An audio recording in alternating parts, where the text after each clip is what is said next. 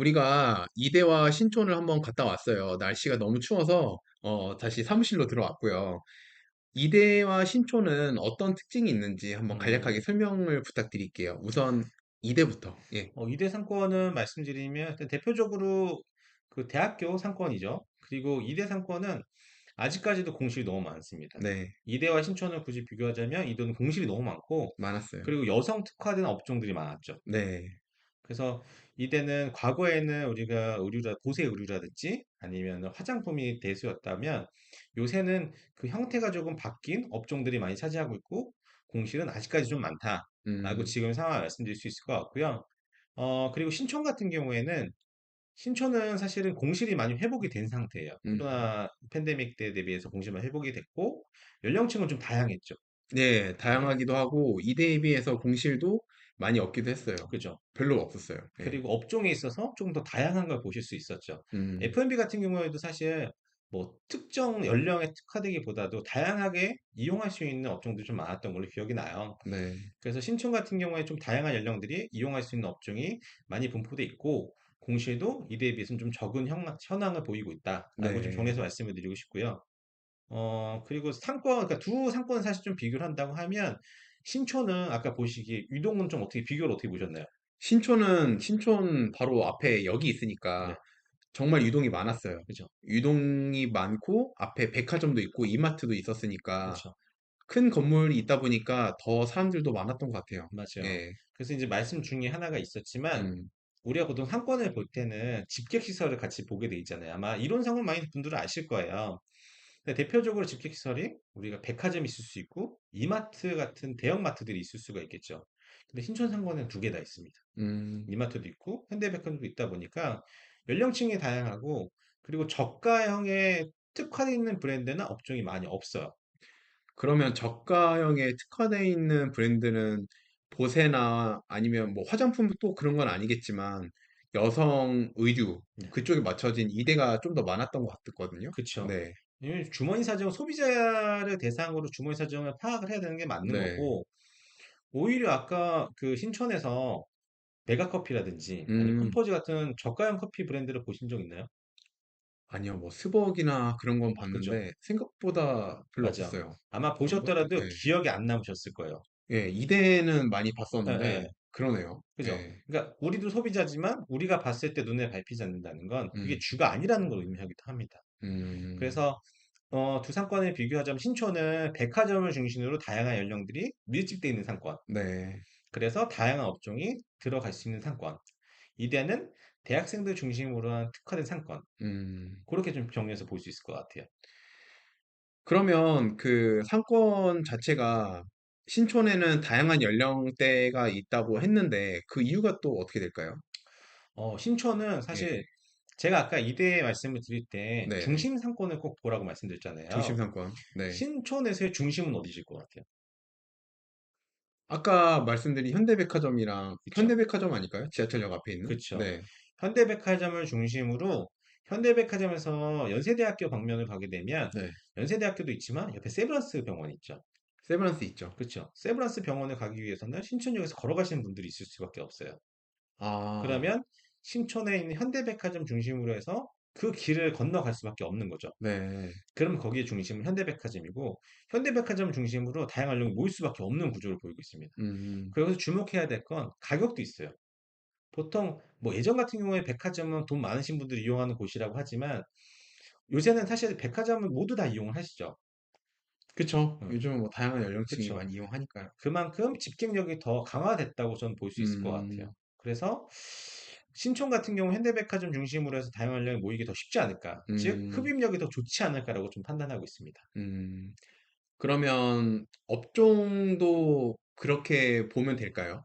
신촌은 다양한 연령대가 있으니까 업종도 다양하게 할 수 있지만 이대 같은 경우에는 아무래도 대학생들이 주로 밀집해 있는 곳이니까 좀 더 저가 상품이라든지 여성들을 맞춤으로 한 그런 맞아요. 상품이 더 중요하겠네요. 근데 여기서 또 하나 보셔야 될 거는 상권을 찢어서 보셔야 돼요. 자, 중심은 우리가 현대백화점에서 보셨잖아요. 네. 근데 아까 우리가 걸어오시면서 현대백화점을 기준으로 해서 그 홍익대학교 방면으로 해서는 연령층이 확 높아진 걸 보셨을 거예요. 음, 그 매장들도 아마 그렇고요.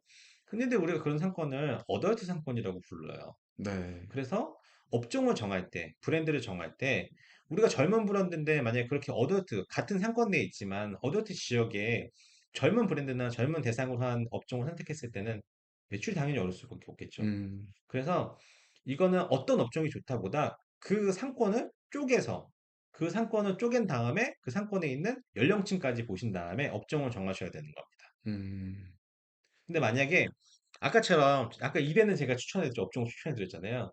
그럼에도 불구하고 운영을 한다. 네.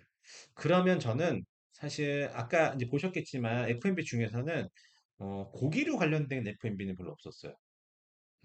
이대 쪽이요. 아니 신촌 쪽에. 신촌 쪽에? 예. 왜냐면 다수를 차지하고 있지 않습니다. 음, 그래서 오히려 조금 더 저렴한 요새 고기 프리미엄 고기 뷔페? 예, 뷔페도 많이 예. 생기고 있잖아요. 네. 그런 것들이 좀 생기면 어떨까? 그러면 음, 뷔페 같은 경우에 샐러드 바도 있고 고기라는 프리미엄도 있기 때문에 다양한 연령대를 흡수할 수 있지 않을까 생각이 들었습니다. 음. 그렇게 보게 되면, 만약에 예를 들어서 고기 뷔페라고 본다 하면, 고기 뷔페가 거기 주변에 몇 개나 포진되어 있는지, 그렇죠. 연령대가 어떻게 되어 있는지, 그리고 거기 유동은 얼마나 지나다니는지, 그런 거에 대해서 상권 분석하는 사람들이 많이 좀 궁금해 할 것 같은데, 대표님은 그러면 어떤 식으로 강의를 하고 계신가요? 음. 저는 지금 일단은 지난번에 한번 대표님하고 서순례길을 돌면서 네, 제가 강의 그리고 상권도 똑같이 한번 말씀드렸을 텐데 네네, 일단은 저는 그 기본적인 자료 자체는 그 상권 정보 시스템을 기반으로 하고 정보 알려드립니다. 근데 가장 중요한 건 여러분 모두 다 일단 상권에 대한 정보력을 얻으실 수 있어요. 다만 해석 능력에서는 사실은 이거는 배우실 좀 필요가 있다고 생각해요. 그래서 저는 유동 인구 연령에 대한 거 그리고 소비에 대한 거 그러니까 어떤 지역에 어떠한 연령과 어떤 상비를 소비하는지 네. 이러한 부분들을 이론적으로 좀 말씀을 드리고요. 특히 상권이나 업종에 있어서 사람들이 어떤 키워드를 많이 찾는지, 키워드, 예, 네. 연관어라든지 감정어, 어떤 걸 느끼고 있는지, 이걸 중심으로 이론을 먼저 말씀을 드린 다음에, 이러한 부분을 실제 상권에 나가서, 같이 느껴보고, 또 분석을 하고, 분석하고 예, 어떤 부분이 다른지, 음, 그리고 우리가 이론적으로 봤던 소비자의 눈들은 어딜 향하고 있는지, 음, 이러한 부분들을 좀 알려드리고 있습니다. 그래서 궁극적으로 저는 네. 사실 어떤 업종, 그리고 어떤 지역을 찾는다기보다도 그런 찾는 시각과 감각을 길러드려야 되는데 목적이 있습니다. 그런 상권, 분석하는 시스템? 그런 거를 우리가 익혀서 유동, 네, 연령, 그리고 결제 네, 금액들, 그런 또 키워드, 네. 키워드를 알게 되면 또, 이런 거를 사람들이 니즈가 있으니까 거기에 맞춤형 업종을 선택할 수 있고, 그쵸. 예.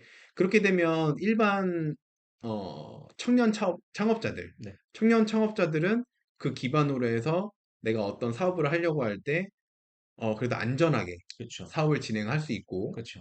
또는 저 같은 이제 공인중개사 같은 경우에는 손님들한테 어떠한 이런 상권 얘기를 할 때 이런 업종은 지금 여기에서 이 정도 금액이고 이런 얘기에서 끝나는 게 아니라 월세가 얼마고 여기서 끝나는 게 아니라 여기에서 현재 흐름이 이렇게 이어가니까 사람들의 니즈가 이거니까 좀 더 임차인들한테 설명을 잘 해줄 수도 있다는 거네요. 그쵸. 아무래도 어쨌든 소비자 입장에서 소비자가 어떤 걸 원하는지 적중을 했을 때 네. 거래에 대한 성공 확률이 좀 높다고 생각하거든요. 음, 그래서 이거는 우리가 상권과 업종 그리고 특성을 아는 것도 있지만 소비자를 정확히 아는 거에 있습니다. 음. 그래서 공인중개사분들을 대상으로도 그런 교육을 진행을 하는데 소비자들을 쉽게 알 수 있고 우리가 소비자와의 거래에 있어서 어떠한 걸 적중할 수 있는지 그걸 중심으로 알려드리고 있습니다. 안녕하세요. 반갑습니다. SCA 컨설팅을 운영하고 있는 창업 파인더 김재현입니다. 자, 오늘은 우리가 네이버 지도를 통해서 간편하게 상권 분석할 수 있는 몇 가지 기능에 대해서 말씀을 드리려고 합니다. 네이버 지도 많이들 사용하시죠. 근데 우리가 이거 상권 분석에 어떻게 활용할지에 대해서는 아마도 뭐 반경이라든지 업체를 찾는 거에 주로 사용하시게 될 거예요. 근데 뭐 아시는 분도 있겠지만 모르시는 분들을 위해서 다시 한번 말씀을 드리겠습니다. 우측 상단에 보시면 지형 지도라고 있습니다. 보통 많이들 사용하지 않는 메뉴인데 지형 지도를 누르시면 고도의 높낮이가 보여집니다. 그래서 색깔이 진한 곳이 지금 보시면 색깔이 진한 이 부분이 이제 산을 의미하고요. 고도가 높은 것을 의미하고요. 상대적으로 색깔이 옅으면 옅을수록 평지에 가깝겠죠. 그래서 서울의 중심부만 보더라도 지금 종각, 서대문, 광화문 이 중심 지역은 북악산과 인왕산, 안산 그리고 남산으로 둘러싸여 있습니다. 그래서 안에 뽁 이렇게 쌓인 그런 구조를 보이고 있죠. 이런 고도가 중요한 이유는 고도가 높으면 높을수록 경사가 지고 언덕이 있으면 소비자들의 접근도는 떨어질 수밖에 없습니다. 그래서 우리가 이러한 고도는 평상시에는 직접 확인을 해보고 해야 되는데 그 전에 이렇게 네이버 지도를 통해서 먼저 학습을 할 수 있습니다. 실제로 한 가지 예를 보여드리면 지금 보시면 독립문과 무학재, 홍제역 양쪽에는 이렇게 산으로 둘러싸여 있죠. 그래서 상업시설보다는 양쪽으로 해서 이런 거주형 상권이 형성돼 있고 여기 중에서도 지금 보시면 홍제동 일동주민센터, 홍제동 아파트 근처는 색깔이 좀 더 진하죠. 그래서 이쪽은 고도가 좀 높고 상대적으로 맞은편은 좀 더 평지인 것으로 확인하실 수 있습니다. 이걸 통해서 우리의 접근도가 어디가 더 좋은지, 고객의 접근도가 어디가 더 수월하게 올 수 있는지를 파악하실 수 있고요. 두 번째는 우측 하단에 테마, 저장, 세 번째는 직접 편집도입니다. 누르시면 이렇게 컬러가 보여져요. 보통 보시면 이렇게 핑크색, 그리고 여기에 지금 그린, 그 진한 그린들이 보이고 있죠. 여기 보면 1종 일반 주거 지역, 2종 일반 주거 지역이 보이고 있고요. 우리가 하지만 이 컬러를 봤을 때는 어떤 걸 의미하는지 모르고 있잖아요. 그래서 좌측에 하단에 더보기를 누르시고 범례를 누르시면 직접 편집도를 누르실 수 있습니다. 그러면 여기 세 번째 용도가 주연용 주거지역에서부터 자연환경보호지역까지 다양한 컬러로 보여주고 있는 것을 보실 수 있습니다. 지금 보시면 가운데 진한 핑크들이 보이고 있고 여기는 상업지역과 중심 상업지역을 가리키고 있습니다. 그 외곽에는 자연환경보호지역이나 녹지지역을 가리키고 있고요. 우측 하단에 보시면 지금 성수, 뚝섬 이 블럭 자체는 지금 공업지역으로 보이고 있죠. 실제로 성수지역은 공업단지 형성이 돼 있던 곳이고 이렇게 용도를 통해서도 우리가 어떤 용도로 활용되고 있는지를 확인하실 수 있습니다. 그리고 마지막으로 세 번째는 이건 아마 많이들 사용하실 거예요. 보통 지도 홈에서 각종 업체, 그러니까 우리의 경쟁 업체라든지 집객수를 조회하실 수 있는데 상단에 보시면 잠시만요. 이거 다시 돌아갈게요. 상단에 보시면 음식점, 카페, 펜션, 응급치료, 쿠폰, 뭐 네이버 주문, 편의점, 마트까지 해서 가장 많이 창업하고 있는 업종을 먼저 보여주고 있고 그 시설을 보여주고 있습니다. 그래서 보통 상권을 보실 때 우리가 먼저 나랑 비슷한 업종이 몇 개나 있고 어디에 몰려 있는지 확인할 수 있는데 이거 확인을 통해서 상대적으로 없는 지역에 우리가 경쟁력 있게 들어가실 수도 있는 거고 아니면 그 상권 내에 들어가되 좀 더 이동이 편리한 지역에 들어가실 수도 있겠죠. 그 두 번째 중요한 거는 집객 시설입니다. 결국은 버스 정류장, 지하철 출구, 그리고 특히나 이제 버스 정류장 말씀드린 버스 노선도 중요합니다. 그리고 우리가 이제 병원이라든지 아니면 사람들이 모이는 뭐 약국, 은행, 주차장들이 중요한데 특히나 이 주차장은 만약에 차를 갖고 와야 되는 업종이라면 반드시 필요하고 주차장 중에서도 공용 주차장이 가까이 있는지, 공용 주차장이 어느 쪽에 있는지를 파악하는 게 중요합니다. 이 밖에도 은행이나 약국, 네, 병원이 있고요. 사실 병원과 약국은 거의 같은 라인에 있습니다. 특히나 병원 같은 경우에는 한의원과 양방 중에서도 안에서 구분이 될 수 있겠죠. 소아과와 또 외과, 내과들이 나눠질 수 있는데 만약에 내가 아이나 아니면 아이를 가진 부모님을 위한 서비스나 제품을 제공한다 그러면 소아과가 어디 있는지 파악하는 게 중요합니다. 그래서 이렇게 집객시설을 한눈에 좀 파악하시기 쉽고요. 그 밖에 만약에 나와 연관되는 업종이 하신다 그러면 물론 조회해 보시면 되겠죠. 그래서 오늘은 간단하게 우리가 평상시에 그냥 지하철 타고 가도 간단하게 확인할 수 있는 이러한 네이버 지도의 기능에 대해서 말씀을 드렸고 다음에는 또 다른 어떤 기능이 있는지 추가로 말씀을 드리도록 하겠습니다. 감사합니다. 오늘 사실 이 영상을 봐주시는 분들을 위해서 제가 특별한 좀 혜택을 좀 마련했는데 오늘 이 영상에 대해서 구독, 좋아요 눌러주시고 또 이메일에 댓글을 남겨주시는 네. 분들에 해당에 대해서는 원래는 제가 이론과 실무를 같이 교육을 해서 이제 강의료를 받겠죠. 네네. 그리고 이론만 또 신청하실 수도 있어요. 근데 이론만 신청을 하셔도 댓글을 남겨주시는 분들한테는 제가 실무 교육까지 같이 해드릴 수 있도록 또 네. 마련해 놨습니다. 그래서 댓글에 이메일 주소 남겨드리면 저희가 단톡방 링크를 보내드리고 초청장을 보내드릴게요. 그래서 그걸 통해서 시청해 주시면 이렇게 실질적인 교육을 받으실 수 있습니다. 네. 네. 저도 서술납기를 한번 상권 분석을 하면서 그 전에 이런 교육을 들었는데 공인중개사이면서도 와 이렇게 상권의 그런 시스템 사이트들이 이렇게 다양하고 이걸 통해서 인구가 어떻게 유입되고 빠져나가는지, 연령대라든지, 그리고 소비되는 가격이 얼마만큼 되는 거라든지, 그런 거를, 아, 이런 것도 있구나, 라는 걸 알게 됐거든요. 그러니까 여러분들도 이참에 좋은 기회 되셔가지고 꼭 좋은 정보 가져가시길 바랍니다. 네, 앞으로도 그 경제보호구역에서는 부동산 또는 경제 관련된 다양한 정보를 여러분들에게 찾아뵙겠습니다. 감사합니다. 감사합니다.